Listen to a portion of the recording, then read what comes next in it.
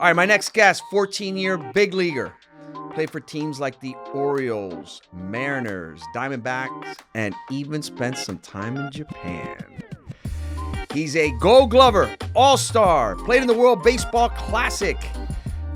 Mr. Adam Jones. Don't call him Pac-Man, though. Don't call him Pac-Man. No, please don't. Please There don't. was one of the umpires that used to call me that, and I'm like, come on, man. You just gonna make me get mad for no reason, and there's no reason for you to do that. But No no, way, man, man. it's great to be on, and hey, I appreciate all the great intro, I should say. No, man, absolutely. You've had an amazing career. You and I have something in common. I did some crackpot internet searches on you before this, and we're both big Tony Gwynn fans. Oh man, I mean that's yeah. There we go. That's a good guy to root for. So that was your guy growing up. That was your player. Yeah, yeah. I mean, when I start to watch baseball, obviously on TV and on the ESPN at the time, it's Ken Griffey Jr., Barry Bonds, the Indians of the '90s, the Yankees. You get those big markets, but we were fortunate enough in '95 we got a TV network, Channel 4, Yeah. that just hosted all the Padres. So we got a real intimate understanding of baseball and of the players. I think they Miss Jane Mitchell, she still works there. She would do candid interviews, behind the scenes interviews, and it wasn't just about seeing the guys between the lines. You got to see the guys in their home lives, how they juggled. You see one of your favorite players. You see this guy's 26 years old, but he just has a kid. How he's juggling all these different things. When as a fan, you just think that these guys are just going out there being robots playing baseball, but it's a full circle life that these guys are living, and it's been a blessing. Tony Gwynn was your guy. So coming out of high school, you were highly recruited and obviously a top prospect. You signed to go play at San Diego State, correct? Yeah, because I was his number one pick. Correct. I was his number one recruit, or his first recruit. I can say number one. I was his first recruit, and I told him, I was like, look, obviously I want to come play for you. I think that I can learn so much from you. I've gotten to learn so much, over the recruiting process, getting to know him and his family, Yeah. and still very close to them to this day. And it didn't work out to go to college. I ain't had no money at the time, and it was a great opportunity getting drafted in the first round. I didn't think I was going to be the last pick of the first round, but I was. I thought it was maybe 3 or 4th round, Yeah. and it turned out to be something too good to be true for me to really turn that down, especially in the circumstances of just what was going on in our family. Yeah, man. So it just took a big leap and a big risk. And Tony was all for it. He said, "Hey, if you ever need advice, come back to me." And it was great to be able to build that relationship. I hit with him in the off season. A big group of us, we all hit with him. Uh, So it was able to get the knowledge from like literally one of the best to ever do it. yeah. And it was positive knowledge. It was truthful, and it was educational. And I was fortunate enough to live most of the things that he said. The what was that phone call like? You're calling up your hero and saying, "Hey, the big league offer's too good. I can't sign with you." Well, I mean, it was what it was. It wasn't too hard. I just called him and say, TG, look at I got this great opportunity. I just got drafted in the first round, as you know, and I'm going to see what this presents. You have a timeline back Yeah. then. I think you still have a timeline of how long you can sign. I think it was September 1st or something. Mhm. And so we just worked it out and signed mid-July, and he all the blessings in the world. I couldn't be happier about that process. I got to bring my parents involved with it, but TG was a big, big spearhead in getting me to really understand it. Young, talking to advisors, talking, that become your agents and advisors Yeah. who represent you at the time.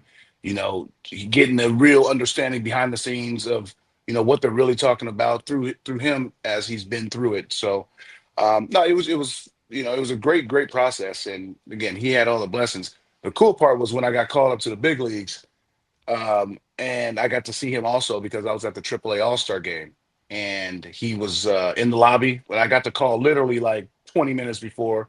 I called my mom, and then I had to head downstairs for the bus. Yeah. And I told him right in the lobby, like, TG, hey, come here, come here. I just got called up to the big leagues. I ain't playing an All-Star game.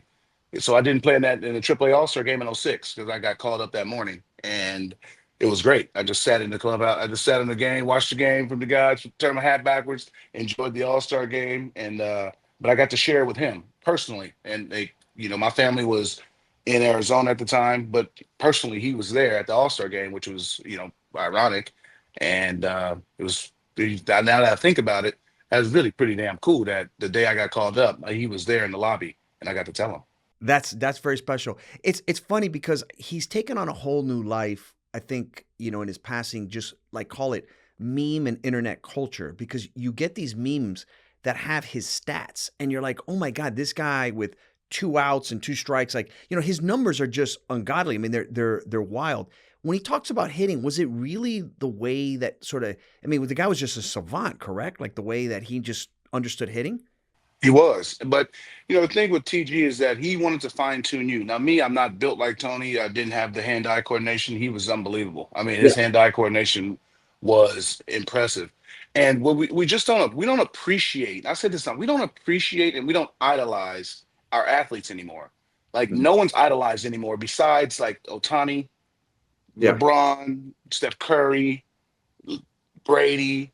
Oh, It's, you know where I'm going with this. Like, yeah, man. there's only a few people now that are idolized because we have this such a social media network to where we have access to everybody. So we judge everybody based on everything. Back then, you didn't know what these dudes eat. You didn't know anything about these guys. Really, all you could judge them was on their baseball stuff. Now, with the phones and stuff like that, you can judge people based on how they, whatever political views about it or whatever this is that. And then you could like them just based on stupid things like that. And so we just live in a totally different era, and we don't idolize TG. And his stats were like impressive.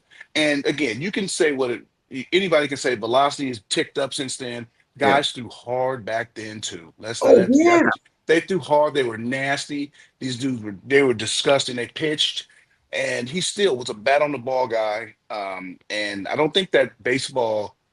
I mean, the older fans, me growing up on that, I appreciate the crap out of it. That's why I talked about athletes the way I do, Yeah. because I understand how hard it is being that. But I idolize these dudes, and these dudes don't idolize anybody anymore. Like we have more opinions about LeBron and about any other thing than we do about his actual game on the court. Like this dude is immortal. We're doing what he's doing. It's just a different era, I should say. And we don't idolize our athletes no more. Like we idolize Tony Gwynn, we idolize Barry Bonds, we idolize King Griffey Jr. Yeah. Now it's like, oh yeah, I like this dude. Oh, what does he like to do? No, I don't like him because he doesn't like this. Yeah. Like Yeah. you Yeah. don't, you know what I mean? I mean, look, it's love him or hate him. What LeBron is doing right now is impressive. The guy's 40 years old. He's still one of 40. the ten best players in the league. The guy's a stud. Yeah. That's the thing is he's probably the best. He's still the best player to me. Like Yeah, he's fantastic. look at him and you gotta idolize that. You don't stop nitpicking. Well, Jordan didn't do it. Even who cares about this and that? Like the dude is doing this at an insane clip. Finally, the other day, Stephen A. Smith gave him his credit and said, "Hey, yep, he's still doing it. You can't. I mean, there's nothing you can say. The dude is phenomenal, The man. dude is from a different planet. So, but Yeah, I think he gets plugged up at night. I don't. I think he's like cyborg. I don't think he's human. oh yeah, yeah. I mean, the guy's a freak of nature. So one of the things I wanted to ask you was, and just sort of take me behind the scenes. So you get drafted, you're with Seattle, and you come in as a shortstop slash pitcher, but then they move you to center field, right? Right. So I come in as a shortstop. So the conversation it was pretty brief. It was with Frank Maddox, R.I.P. He was a real one. He came to me when we were signed, and I was like, a couple things. I was like, first off, I want to hit, Mhm. and I want to play shortstop, and I want to switch hit. And he was like, okay, well, you're not gonna switch it, and you can play short. And I was like, okay. And I was like, hey, because the projections of back then, I believe was like I wouldn't, hit my way past A ball, double A ball. You know what I mean? You know Yeah. how those people give projections on what they think. So my mind was like, oh, maybe I hit past double A. I was like, hey, if I can't hit and I still got this good arm, then you know what? Guess what? This is the route we're gonna be going.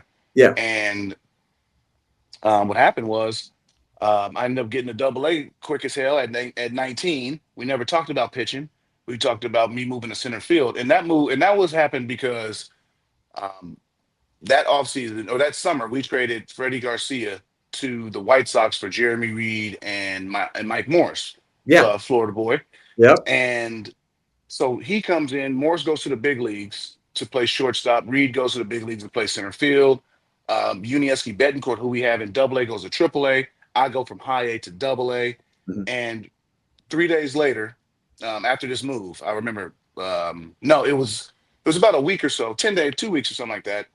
Betancourt get called up to the big leagues. I guess Morris was struggling a little bit at short or not moving as well as they thought, or his shortstop is hard as hell in the major leagues, especially as you know Morris. The guy's Yeah. a giant. Yeah. So yeah, they were like, yeah, we're gonna put you out in the outfield.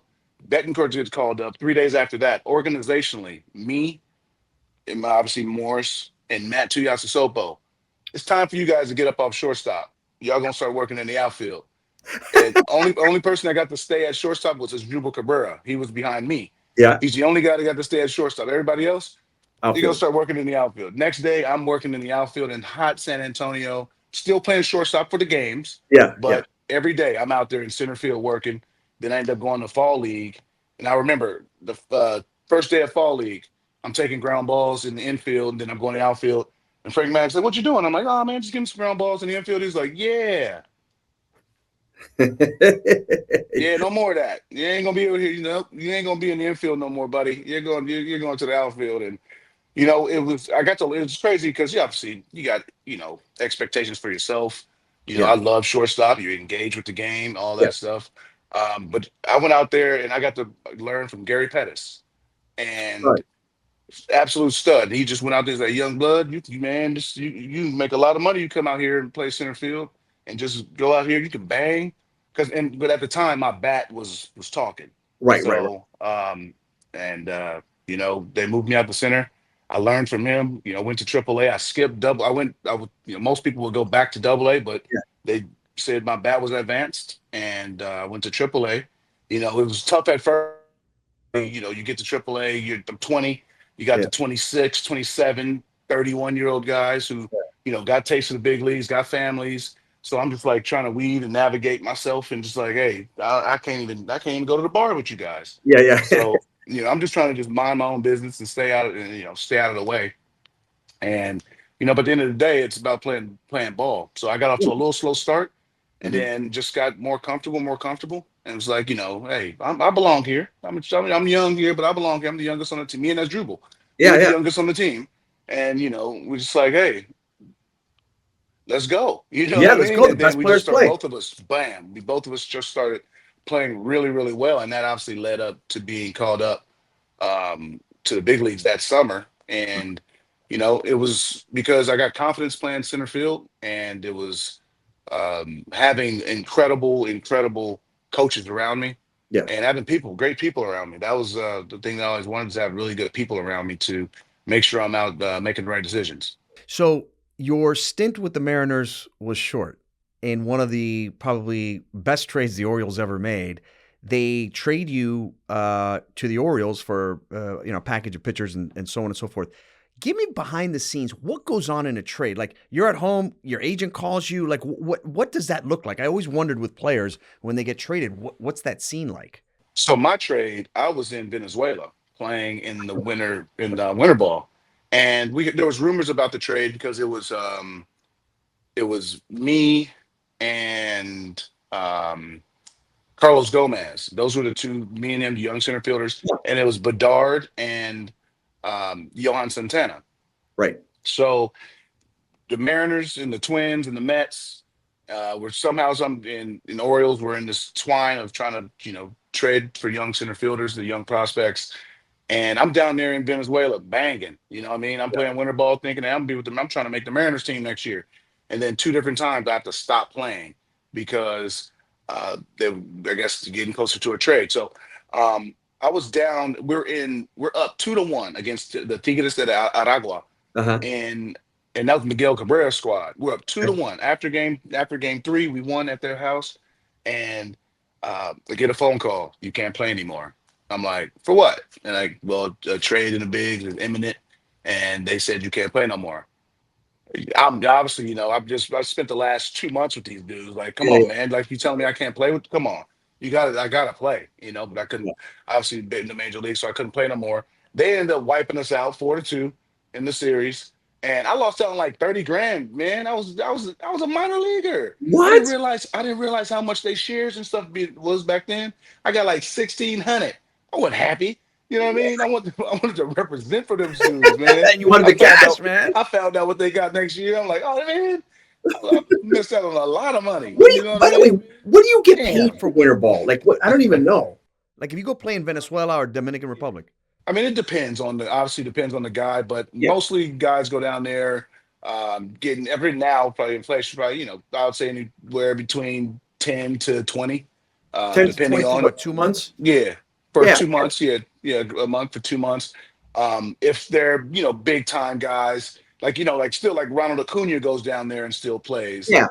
in Venezuela, and like to get him, I mean, and for some reason I think he loves baseball, which is Yeah. great. I don't know why he's playing, but they probably give him a handsome penny to do that. And like Nelson Cruz was still playing down there, Hanley Ramirez was still playing. Like those guys still they go down there and still play, man. They love the game, They and love that's the what I love about the Latin. Yeah, they love the game. The Latin dudes down there still go down there. I played with Giovanni Carrera. You know what I mean? I watched him when I was a kid Yeah, before man. puberty. I told him before puberty, not playing with you. Like That's those crazy. are those are those are really cool things that Well, doesn't that baseball can do. Bartolo Colon still plays, right? Bartolo Colon somewhere. The guy's in his 50s. He's somewhere. He's somewhere throwing sinkers. It's, he's somewhere throwing swing. I can tell you love the game because you're doing this interview for people who are going to listen to the podcast. He's holding a baseball. He's literally Yeah, holding a baseball in his hand. He's probably always got a ball in his hand. And well, give me some of the most memorable things of your career, things that just stand out. I mean, you won Gold Gloves, All-Stars, you played on a bunch of good teams. You actually even played in the World Baseball Classic. Yeah. I mean, the World Baseball Classic, obviously, they just showed the game last night. And that was the first time I watched the game. Really? I've never watched the game. Obviously, I was there. Yeah. So I know what happens. And yeah, but I never actually watched the game. And, I got to see the moments. I got to remember and relive, like, damn, okay, I remember this first inning they got on us. I remember this. Okay, it's bringing back, a photogenic memory. Obviously, never getting to watch it, but like bringing back those memories. But no, man, it was such a, that whole tournament right there, I think, was my, I didn't my was fortunate enough to make it to the postseason 3 times. Didn't make it to the World Series, but I got to see the dance. I got to dance a little There bit. you go, baby. But I think the World Baseball Classic is, for my career, I think that is what a lot of people, besides obviously the Orioles, that's stronghold. But I Yeah. think a lot of people will remember the catch and that World Baseball Classic moment of all that.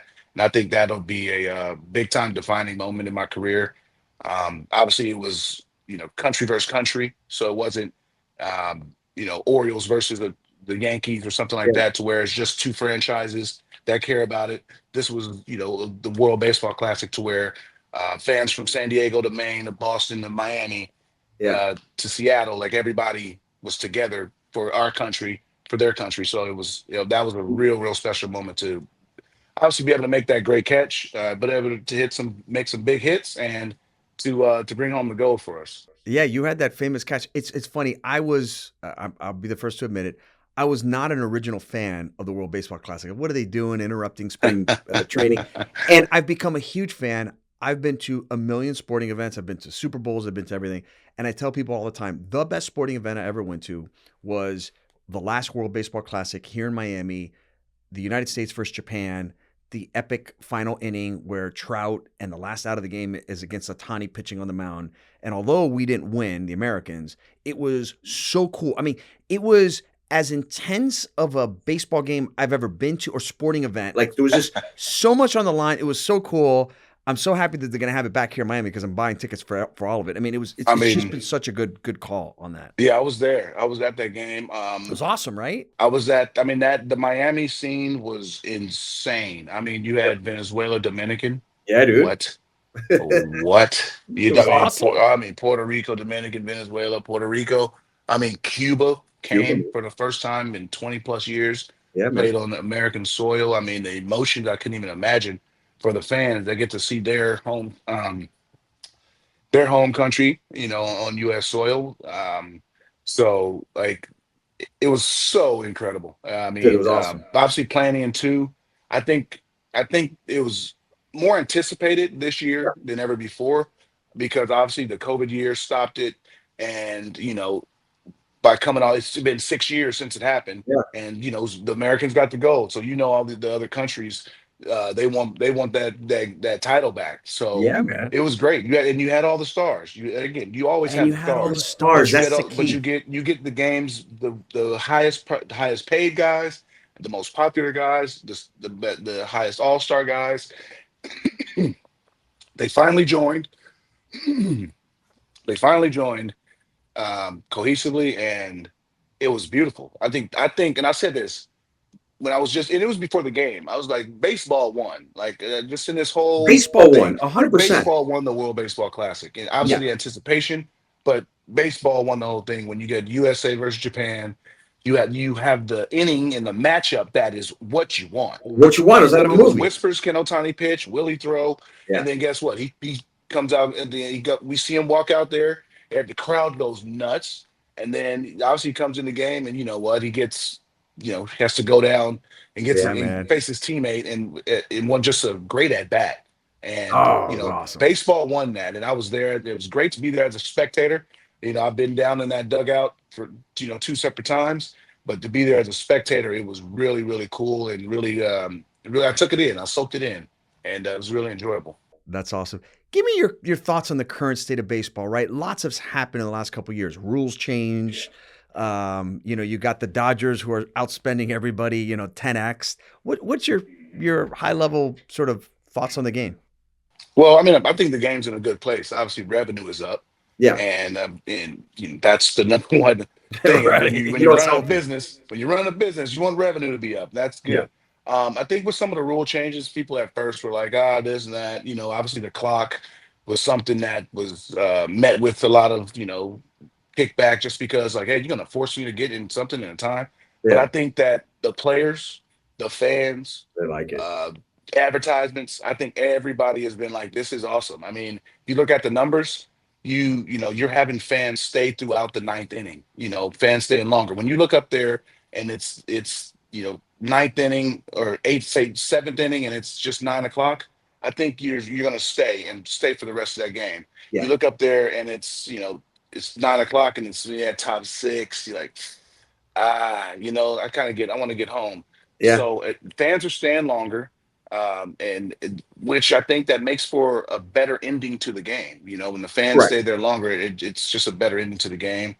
And I think the players enjoy it. They're able to get home. The fans of four, they're able to get home in 30 minutes, 45 minutes earlier, put their kids to bed so Yeah. that they can get to school. So I think that it really works out a lot better during the school week. And again, time, a lot of teams now are starting to change their time to 6:30, Yeah. 6 o'clock, just because it's like, hey, let's just keep you in a motion of where you can get home and get to bed, get your homework done and all those things. And then you got the Dodgers doing what they're doing. And again, we all know everybody's wealthy. It's not like this. Yeah. Everybody's wealthy. All these owners, every last owner They're is all rich. is in a financial. They don't worry about nothing. Yeah. But at the same time, that's why they are where they at, is because they do worry about it.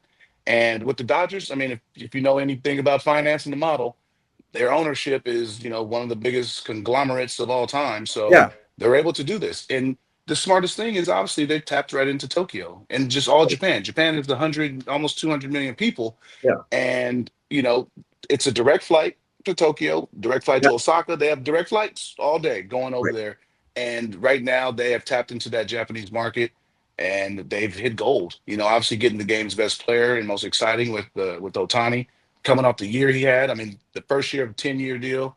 You see all the new revenue that they're generating with the signs and the advertisement. I mean, it's a win-win. Now, could every team have signed Otani? Of course. Of course you Yeah. can. Every team can afford it Yeah. if you want to talk about finances. But who's going to get the greatest return? And the Dodgers, hands down, would have got. For I sure. think the Yankees would have gotten a very handsome return Yeah. also, Yeah. Yeah. being such an international city. But LA being so even closer, I think it's just they just got an insane return.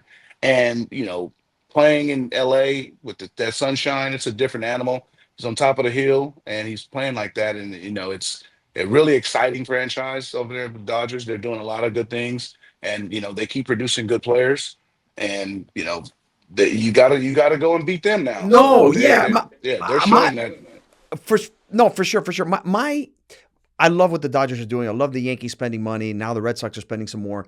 My problem is with the lower market, local market teams like that. The floor they don't spend any. So including here in South Florida, we've got a franchise that they just don't spend. And I'm like, look, that's not fair to anybody because now when the Marlins go to play at the Dodgers are like, hey man, you're sending me a crappy product or just a bunch of young guys or cats stuff that we can't market around. That's not cool. But when the Dodgers come to Miami, that's one of the few games that will sell out. So it's got to go both ways. That's my whole thing with it. I really wish that those bottom feeder teams that are part of the revenue sharing would spend a little more, man. Just get a better product on the field. Yeah, I mean, and the players and that's what you want. You want you always said you always want to put a good product on the field. As a player, I played for some losing teams where we didn't spend any money, and then we got players got better and developed. And once we started winning, obviously our payroll went up, and we were unable to spend a lot of money externally and get a lot of free agents. But we had a homegrown base, which was great also. And I think that's what the O's have right now is having a strong home base.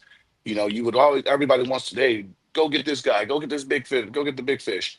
I think when you have a strong base and then you go get some real good pieces that can go with that strong base, that's when the fans are happy. I know right now in Miami, they got some good talent, but eventually when they get a little bit expensive, they tend to trade them. Send Sandy over to Baltimore, baby. Send him over to Baltimore. Now, send Sandy to Baltimore. The new ownership group with the Orioles. You wish you had them when you played, right? Because they seem to be spending a little more money. I mean, I love the Angelos family. I mean, they were fantastic to me. I mean, they were fantastic owners. They're got to own their team for 30 years. I got nothing bad to say about the Angelos. They were fantastic to me and my family. The way they ran their business, that's the way they ran their business. Yeah, right. I mean, who am I to tell a billionaire what to do? Yeah. And what people have to understand also is some owners make their money in the sport with the sport, and some owners come in just insanely wealthy. So the new group is coming in, obviously made their money in very different businesses, so they already have a significant amount of money. Back in those days, some of these owners bought the team, and this was like everything they got, and bought the team that way, and they grew with the team. And most of these guys that people know, again, finance, you make your money when you sell it. So I think with the ownership, I think had certain business models could be a way of how some owners spend it. With the new ownership, they got a lot of money as a group, a lot of it. And, obviously it's public. These guys are public figures. So I think the fans are just like, okay, well, hey, it's proven that you guys got a lot of money coming into it. It's on paper. We can see it. Well, what are you going to do now? And that's what the Orioles fans are waiting on. And again, these guys are brilliant guys, and I think that they're taking their time and going to be calculated and make sure that they get the right guys that fit the city, fit the mold, fit the Orioles way, and not just fit a fantasy of signing the big fish. You know what I mean? Yeah. There's no reason in Baltimore. We can't afford to not hit. Like we can't afford to overspend. You know what I mean? When we get a guy, we gotta make sure that this is the guy that we really got. We can't have any misses on big contracts because it's just as we see certain markets. Baltimore's not sitting at a $250 million payroll. That's a tough one to sit at. They can't eat that money. Right, and when you sign big guys like that, you got to make sure that you get the right guy. And that's the toughest part too. Is when you sign a guy for $200 million, can you guarantee that he's going to be the guy that you did for at least 75% of that contract? You never know with these things. And Baltimore as a team, we can't afford to miss on those. Other teams, you see it with with the Yankees. They've had some big contracts, and it's just been like, you're underperforming. They can let it off. Direction. They're going a different direction. And I'm like, dang. But that's just, again, that's how certain other franchises are. Different business models, different everything, different payrolls. Yeah. You played a couple years in Japan. What was that like? Yeah. I've had my final 2 years in Japan, I think was the best exit of the game ever. Really? How cool. Yeah, because, first of all, I didn't sign into 19 until March 12th or 13th. So I'm like, well, damn. I guess my services were no longer needed. Yeah. Arizona was amazing. Torrio Bello that year was great for me, with me, let me play as much as, obviously as much as I could. Yeah. He ran me out there as much as he could. I was always ready for him. But then the writing was kind of on the wall. If I signed in this late one year, and I think I had a solid year. I didn't have a great year. Obviously, Yeah. I wasn't an all-star anymore. That level of play Yeah. was behind me. But I thought I still was a very serviceable guy. And so what happened was, went to the winter meeting. After the season, my agent called me and was like, "Hey, we got a 1 year offer from Japan." I'm like, "Okay, yeah, let me think about it." Going to the winter meetings. 2 days later, he calls me, "Hey, we got a 2 year with a third option." I'm like, "Okay, I think this might be serious. We might be onto something." Obviously, I talked to my wife about it, and I was, on the fence because I'm a major leaguer. Yeah, man, I'm a I get major it. league player. You know what I mean? You can't take this from me.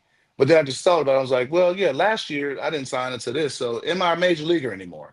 Right. And the answer was, to me, I was like, am I gonna get? But it broke it down. I was like, am I gonna get a 2 year deal from anybody? The answer is hell no.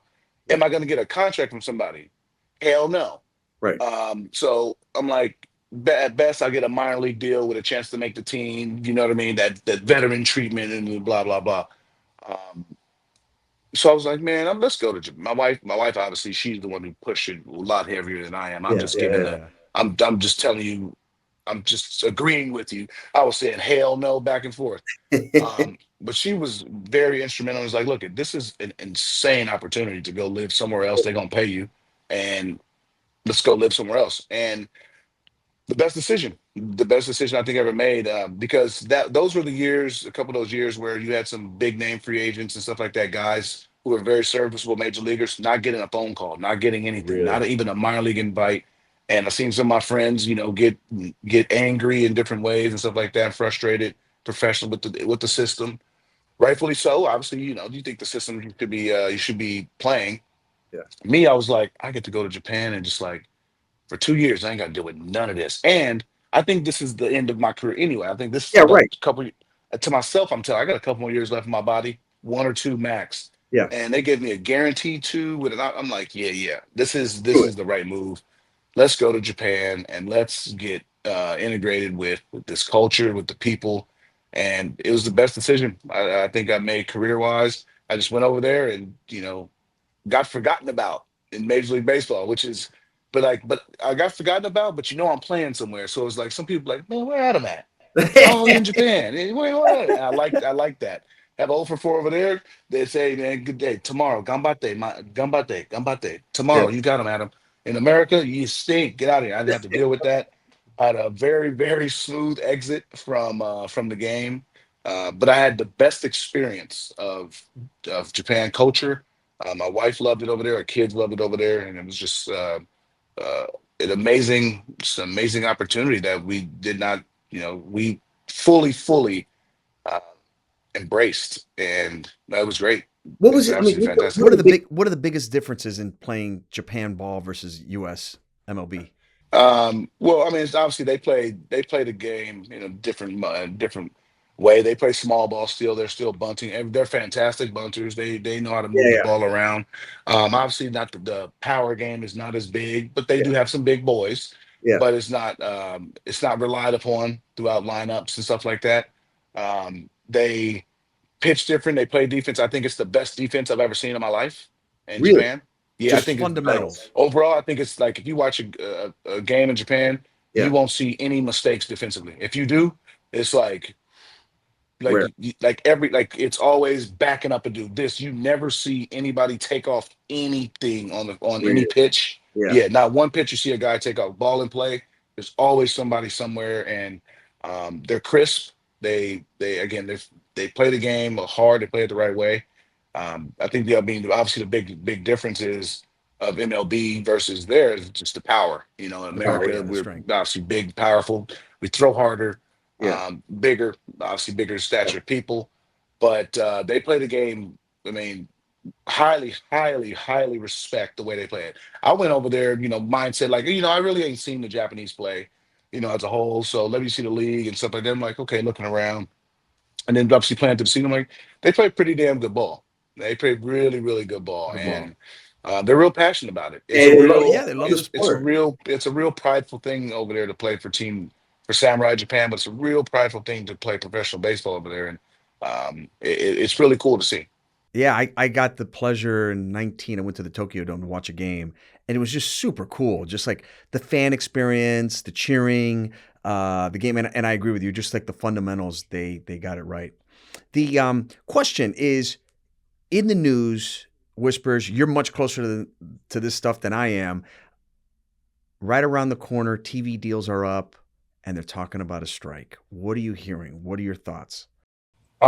I know the TV deal is up, and obviously there's always conversations um, about that when about strikes or anything like that. Whenever Yeah, the CBA is coming to close, working on the union side for so many years, like you know, those are obviously just the rumors, just because that's how it works when you have an expiration date for anything. You know what I yeah, mean? If sure. you don't come to an agreement, that's the only thing that can happen. Knowing what's going on, the game is in a great place. Obviously, Yeah, there's always little things that you want to change, blah blah blah. But I think the game is in a great place, and I don't foresee anything happening. I think there's these it's too profitable right now, yeah, and it is in a great place. Obviously, with the fans in the ballpark is up, viewership is up. I just think personally, it's in a really good place, good. and I just think that you can whenever there's an expiration date, you have to use words. But I think that it 100% will be. Well, I We'll can't get say anything settled and 100%, but good. I think that these guys are very smart and understand that keeping guys on the field the smartest thing to It's the do. And smartest thing, yeah. of To, course, and I've been part of three of them, and again, it's cool to hear both sides, and I love it that the owners allow you to have a voice, yeah, allow the players to have a voice, allow them to speak up, allow them to share their frustrations or their gratefulness of how the game is going and stuff like that, and that's why what makes sports great. It makes a lot of things great is that when you have a union, you guys can unionize, you guys can, discuss things that, for you guys' best interest and the best interest overall of the game. yeah. Then I think that's a very powerful tool. And, we don't take it for lightly getting in those meetings. Yeah, you gotta be real, real understanding, and it's your business, it's your Yeah, Yeah, livelihood, man. and it's really prideful to be able to sit across from the owners and be able to discuss your concerns and your happinesses again of the game, and on both sides. We want the game to continue. We want the game to be fruitful as it's been, and obviously, just there's always things that come up, and every generation has their own issues and differences, and that's why you have collective bargaining, because we yeah, can man. collectively come to an agreement. What I wouldn't pay to be a fly on the wall in those meetings. It must be. It must be fascinating to see those billionaires and those big time athletes have at it. So, Adam, what are you doing now? You've been retired for a couple years. I always wonder what ball players do. Right? Your whole life is structured from the time I'm sure you were a great athlete as a kid, and you're doing travel teams and you play multiple sports, and then one day you wake up in your 30s and Yep. you've accomplished everything you want to accomplish, and now there's no more ball. What do you do? Like, What what are are you you doing? doing today, and what's your mindset? So professionally, well, but the real thing is really I live in Barcelona and I don't do much. I just play a lot of golf. That's the simplest answer I can give Yeah, yeah, to people. But when I'm in the States, I work for BAT, that's the baseball assistance team. We go around in spring training, raise money for former athletes, former umpires, the baseball family, whoever falls on yeah, hard time. So if you know anybody that played a couple years in the minor leagues, that's going through anything, yeah, life, it doesn't matter. They have them call BAT. Don't give them no money. Have them call back. Let us do it. And then I've been on the board there 15 years, so I was doing that as a player. But now I get to go into all the other clubhouses.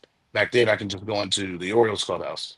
And then the other one is I'm the special advisor to our general manager and okay, with the Orioles. So just got hired there, working the organization, learning awesome. the ropes, learning what the general manager likes, just getting back involved with the organization, trying to be a resource for them. That's what I Yeah, told the players. That's what I told them.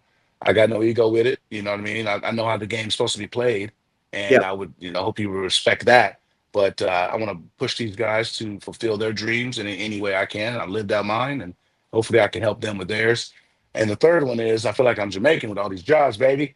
Um, I got with the Commissioner Ambassador Program. So it's CAP is what we call it. It's an ambassador program started by CC Sabathia, and we're a group with that works with the commissioner. We go around to the, obviously the real good events, the opening days, Yeah. the London series, Mexico series, All-Star games. We variously pop out and do different things in our own markets. We get 3 or 4 guys together. We do clinics and do different things together, and just try and be the good guys around the game. Obviously, ambassador means spreading Yeah. the goodwill of, and that's what we're really trying to do is spread the goodwill of the game. It's a large group of us with the likes of Sabathia, Jimmy Rollins, Dexter Fowler, Andrew Jones, Pujols, Michael Bourne, Victorino, Jeremy Guthrie. I know I'm missing some names, but you can see that it's a very, Yeah, the very who's good who's. You group got of some good guys studs in there. Yeah. that are just awesome guys that love the game of baseball and just want to share it. And you'll see us at the Japan series. Usually Okay. it's 7 or 8 of us that can go Yeah. to an event. All of us signed up, so we're all gonna be out there. We're all gonna be in Japan representing baseball and going to enjoy Japan because I think I've hyped it up a lot for these guys. Yeah, you're the ambassador. You live there. Now, question: you're in Barcelona. I'm sure you're learning Spanish. Don't tell me that the Dominican Spanish that you learned with all your former teammates is contaminating the real way to speak Spanish, right? I mean, if you speak like that, they will look at you Like, what with the the hell? most sideways, like, what? I mean, they understand it, but they're like, "Ah, okay, you from the ghetto, huh?" I'm like, oh no, no, I'm just speaking Spanish. But there it's crazy. In Barcelona, it's obviously in Catalonia, so Yeah. they speak Catalan. They obviously do speak Spanish, but it's so transient, and it's gotten really transient over the last 30 years since the Olympics, and it's English works. Obviously, my golf guys. I tell them please speak Catalan or Spanish, whatever makes you more comfortable. I mean, I can understand it. Yeah. I may not respond to you the way and fully, but I can understand it. And we get away with it. But we have a Spanish teacher. But the best thing is that my kids they get an hour a day of school, but one plays football, soccer, Yeah. and the other plays basketball on these club teams, Yeah. and no one speaks English, So they so have to learn. they're getting pasa. Pasa. Pasa. There you go. There There you you go. go. So So no, wait, your kids don't play baseball. No, no, they haven't been playing baseball out there. They played a little bit in Japan, a little bit in America, but nah, It's they not their really sport. haven't.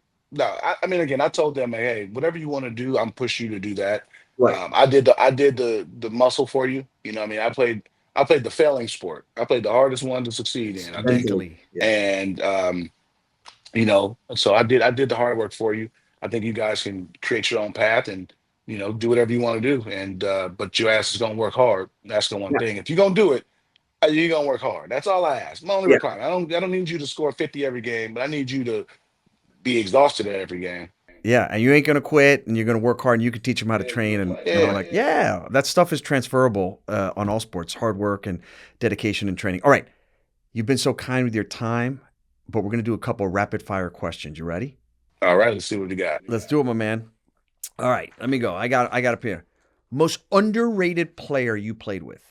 Nick Markakis, Nick Markakis was a good player. You're right. How so? 2,400 hits. He got his first All-Star game at the age 35. Two-time three. He got 3 Gold Gloves. Me and him won one together. We won 2 together. Um, He so has yeah, 2,400 hits. Wow. I mean that's surprising to me. Wow. 500 doubles. 500 doubles, 3 Gold Gloves. Wow. So he was.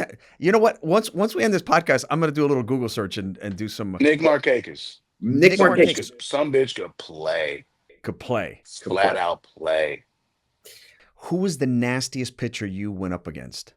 Dylan Betances over that stretch of period of time. Why?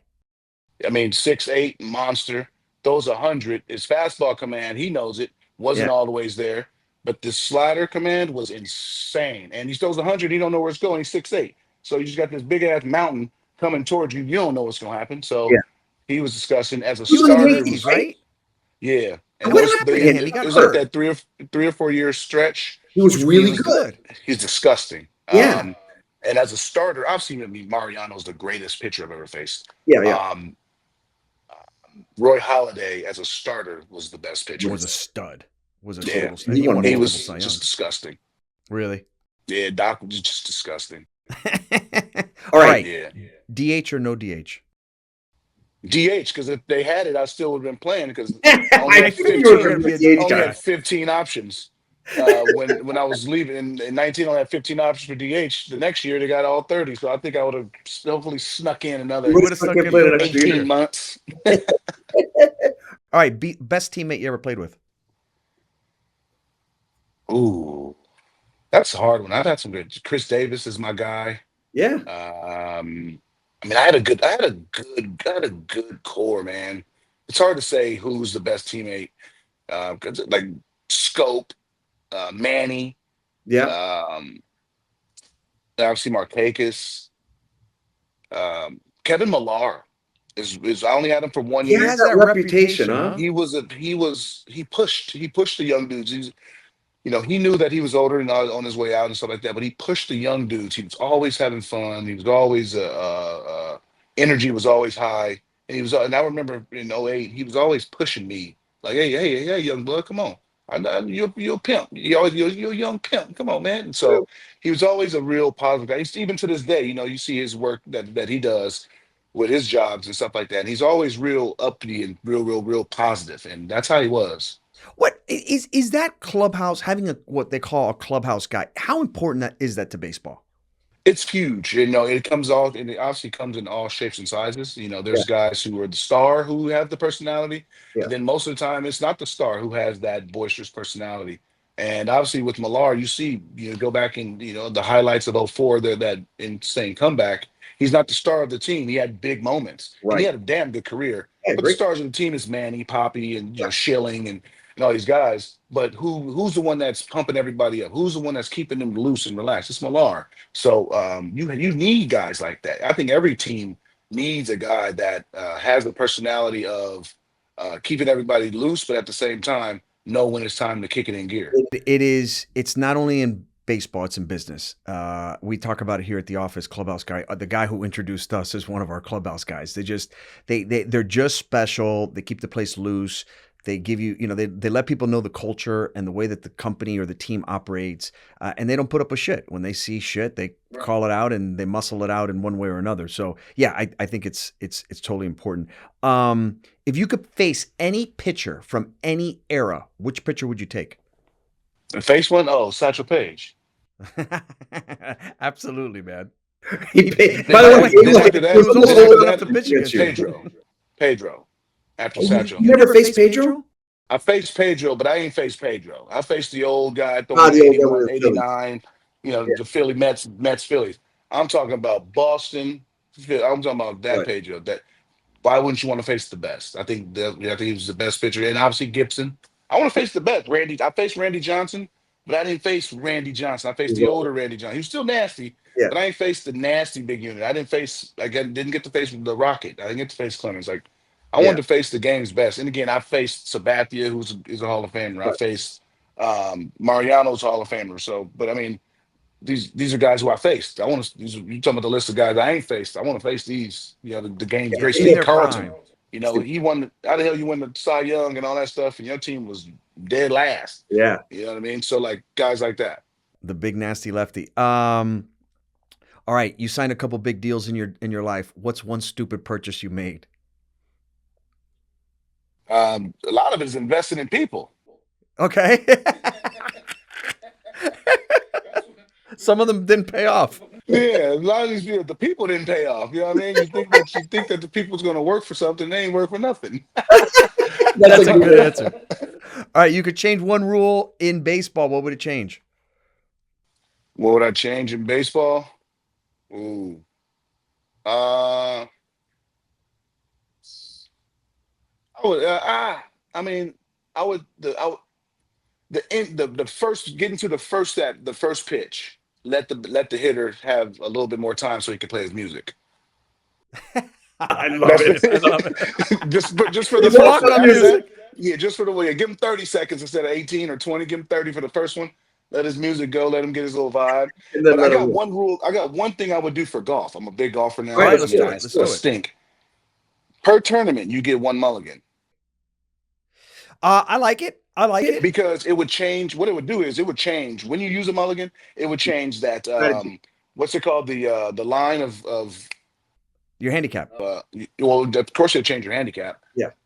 But it would change. What's it Like a called? Betting line. Yeah, I'm gonna keep forgetting. What's the word? Um, the cut. It would Yeah. change. It would change the cut. Right. You know Yeah. what I mean? Just one round, but one for the whole tournament for Yeah. all 4 days. You just get one. When would you use it? I mean, that like It's It's what an if you get interesting strategy. it's interesting. What if you get to use it on 18? You're down one on 18. You get to use it on 18. I can imagine your baseball swing, and then you go to the golf swing, and you just get super frustrated, right? Well, only thing I get frustrated is like, I mean, still baseball is obviously staying Right. through it in. You Yeah. got to turn, got to twist these damn things. So Yeah. that like when I twist them and it feels really weird, like I'm about to like cut it off, and that damn thing just goes. Ping. And when I do that, but when I don't, it goes Yeah. It goes the other the side. other way. So I mean, I'm getting better and better. Obviously, it's a game of a lifetime, which I love. You know, you meet so many interesting, really cool people playing the game, and you know what, I got a lifetime to play it, and so I'm trying to play as much as possible, getting lessons everywhere, and really trying to adapt the game. I got a feeling you're going to pick it up pretty easily. All right, one last question: should Pete Rose be in the Hall of Fame? 100%. Obviously, we knew that. I think Yeah. I think it was a consensus that he was probably not going to enjoy it. You know, some things like that happens with big stars who do things like that. I think was the understanding he probably wasn't going to enjoy it himself, but his family will be able to. Um, that's really about how I just feel about it. What he did was what he did. That's Yeah. no, that's not my. I'm not the judge, jury, and executioner. But I just think that it was a consensus that they, after time, that he wasn't allowed in. I just think that it was like, okay, well, once you pass, I think that your family will be able to enjoy it. It's one of the great baseball debates. The guy's paid. Yeah. He paid the ultimate price. He was never able to work Paid in ultimate baseball. price. It's time. Yeah, It's time to and put him I in. mean, So and it sucks because I've been to the Hall of Fame, and the guy with the most hits of all time, the most games played, Crazy. at bats, Yeah. like he belongs in there, and hopefully he gets in there. Yeah, obviously you got a lot of guys who aren't in the Hall of Fame that should be in there. So there's always that Hall of Fame one is always the good debate. Good stuff, man. where can people find out about your bat organization or about you just in general? So well, obviously with Bat Charity, baseballassistantteam.com or .org. You can find us through Instagram, Twitter. You call MLB offices. We're not hard to find. We are everywhere. We respond very quickly. But we're here for the players, the coaches, umpires, PR, anybody that has worked in the baseball family at anything that's been hired by a professional team. They have access to us and access to our resources. Again, life gets hard. You never know what happens in life. And, we've seen all cases from guys who made a good amount of money to guys who haven't, and you see everything in all in between. We're not here to judge. We're here to be a bridge and be help. That's why we're a baseball assistance team. And, we're here to help our people who's going through some times. We want to make it as easy and as seamless as possible. And also with it, we have a scholarship fund, which guys that want to get education, want to learn a trade, want to, close to school, close to ending school, but never went back. We have a scholarship fund that we pay for the credits. We pay for the school. We pay for everything to let you fulfill if you're trying to get a trade. Anybody that's trying to build up and help themselves, Yeah. we're here to assist you. And if you're not, then we ain't. But no, we're really trying to really trying to um, affect change and get people who fall on some hard times back on their feet. It's not the end of the world when you fall on hard times. It's tough. It's ego driven sometimes where you don't want to say nothing. But we're very very private with what we do, and we don't let obviously very confidential. Yeah. And we're here to just help our fallen our family. Awesome. Yeah, it's funny. Most people think that if you play in the major leagues, you're automatically rich, but the reality is, Oh yeah. those first couple of years, you don't make you make a couple $100,000, but you don't make any money. In the minors, you make nothing. And Unless you break through arbitration and go into a free agency, you really never make any money. No, and that's what so people it's- forget is, not everybody you see on TV is rich. That's such No. a big, big misconception. People think everybody you see, no, that's not how it works. And then again, there's guys that make money that have bad spending habits also. And divorces. Divorces, kids, like there's a lot of different scenarios to where people end up, in bad situations. So it's been a blessing to be on board for 15 years and getting to hear stories. And it's kind of, it hits home in a lot of ways. So Yeah. because these are guys that I know. Adam, thank you so much for your time, man. I wish you nothing but the best with improving your handicap, learning Spanish the correct way, not the Dominican way, and everything that you're doing in baseball. I wish you and the Orioles and everybody else the best of luck this season. I appreciate it. Thank you. All right, brother.